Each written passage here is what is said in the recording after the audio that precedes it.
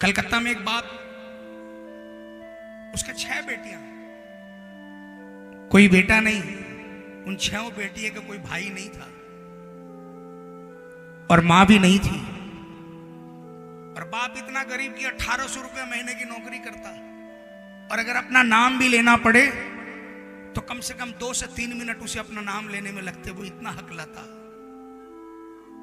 और ऊपर से एक बेटी जन्मते ही 90 डिग्री का कोण बन गया, कुबड़ था। वो बेटी कभी जिंदगी में बैठी नहीं, कभी खड़ी नहीं हुई, हमेशा वो ऐसे ही लेटी रही। 16 साल की हो गई, कभी जिंदगी में उसने कुछ देखा नहीं। उसको नित्य क्रियाक्रम करवाने के लिए बाप अपनी गोदी में लेकर जाता है एक जवान बेटी को। इससे बड़ा गुनाह क्या हो सकता है? उसकी जितनी हैसियत थी डॉक्टर को दिखाया, सबने मना कर दिया। नारायण सेवा संस्थान के अंदर में दिखाया, लेटर पैड पर लिख कर दे दिया कि इसका इलाज वर्ल्ड में नहीं है। किसी श्याम भक्त की नजर पड़ गई। कलकत्ता के सबसे बड़े, बल्कि एशिया में जिस ऑर्थोपेडिक का नाम था, उसका अपॉइंटमेंट 6 महीने नहीं मिलता। उसका अपॉइंटमेंट 2 दिन में लिया और नेक्स्ट डे उसको डॉक्टर को दिखाने लेके गया।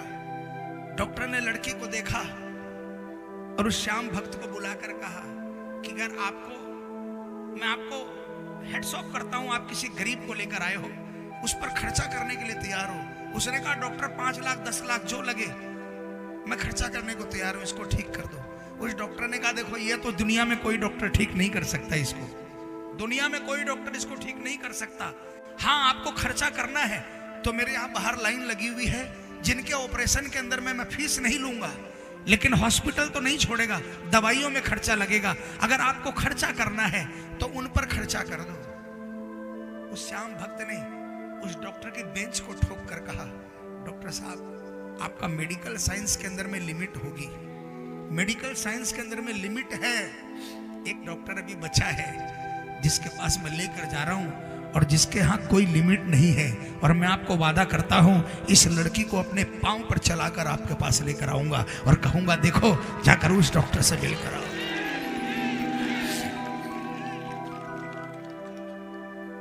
मेरे घर से सिर्फ 500 मीटर की दूरी पर वो परिवार रहता था। मैं हर रक्षाबंधन पर उस परिवार में जाता। मेरी दोनों बहनें बाहर रहती है, कभी वो आ जाती, कभी मैं चला जाता, कभी नहीं आना जाना होता, लेकिन मैं हर साल उसके यहाँ राखी बंधाने जाता था। उस श्याम भक्त ने उस बच्ची को कार्तिक सुदी एकादशी, ये आज बात बता रहा हूं, 12-13 ज्यादा ही होंगे, 15 साल के करीब, कार्तिक सुदी एकादशी पर उस परिवार को लेकर रिंगस गया। और रिंगस में उस लड़की को व्हील चेयर पर किसी तरह बैठाकर बेल्ट बांधकर, हम लोग 10-12 लड़के लोग थे, रिंगस से खाटू पैदल चले। मैं गवाह हूं उस बात का।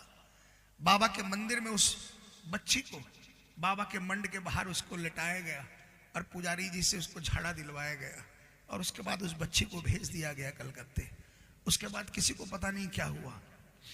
अगस्त महीने में, ठीक 9 महीने बाद, अगस्त महीने में रक्षाबंधन के दिन मैं उसके घर में हर साल जाता, वैसे ही गया। दरवाजा खटखटाया 2 बार 4 बार, 5 मिनट तक दरवाजा नहीं खुला। मुझे लगा कि कोई नहीं है। मैं घूम कर जाने के लिए जैसे ही मुड़ा, दरवाजा खुला, और दरवाजा खोलने वाला कोई और नहीं, वही लड़की जो जिंदगी में कभी नहीं खड़ी हुई, वो अपने पैरों पर खड़ी। उसने दरवाजा खोलते चिल्लाकर बोला, मामा जी, आपके बाबा ने मुझे चिता दिया, आपके बाबा ने मुझे खड़ा कर दिया। बोला मामा जी, मेरे पास टेलीफोन नहीं था, मेरे पापा के पास फोन नहीं था, इसलिए आप लोगों को खबर नहीं दे सके, किसी का नंबर नहीं था। मैं इंतजार कर रही थी कि रक्षाबंधन आएगा तो आप आओगे तो खबर लगेगी आपको। दौड़ कर गई, अपना बस्ता लेकर आई। उसने अपने बस्ते को खोल कर दिखाया, देखो अब मैं पढ़ने जाने लग गई हूँ स्कूल में, 16 साल की उम्र के अंदर में। और आज बाबा की कृपा से वो अपना वैवाहिक जीवन जी रही है। उसके एक बच्चा है बाबा की कृपा से, और वो खूब मौज में जी रही है।